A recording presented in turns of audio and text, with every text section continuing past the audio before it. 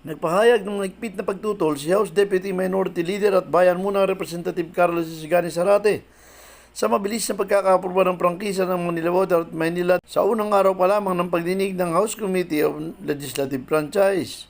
Mariin nating tinututulan at pinupuna ang mabilisang pagpasa ng House Committee on Legislative Franchises sa panukalang batas na nagbibigay ng prangkisa sa dalawang kumpanya ng tubig, ang Maynilad at Manila Waters. Ipinasa ang mga panukalang batas na ito na hindi pa napag-usapang mabuti sa loob ng komite. Sa pagdinig ng komite, nakakuha ng 23 yes votes at 2 no votes ang House Bill number 9367 para sa Maynilad habang 19 yes naman at 2 no votes ang House Bill number 9313 para sa Manila Water. Ayon kay Zarate, naaprubahan sa komite ang panukala kahit may mga isyu na ibinabato ang Metropolitan Water Works and Sewerage System Corporate Office. Maging ang amendment na ipinanukala ay hindi rin natalakay.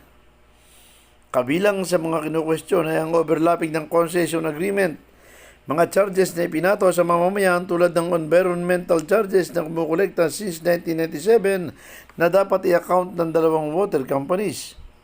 Halimbawa, ano ba ang nilalaman ng revised concession agreement na pinasok ng dalawang kumpanyang ito through the MWSS?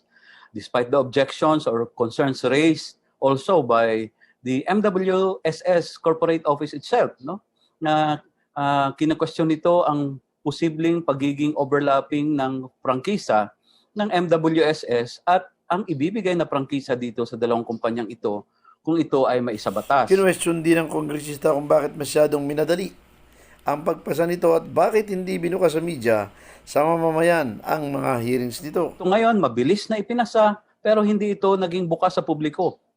Hindi alam ng publiko ngayon kung bakit na ipasa na sa komite ang dalawang panukalang batas na magbibigay ng prangkisa sa Maynilad at Manila Waters. Nihalin tulad pa ng kongresista ang kaso ng ABS-CBN franchise renewal na mistulang pinadaan umano sa butas ng karayom pero sa kaso ng Manila Water at Maynilad ay napakabilis nitong naipasa.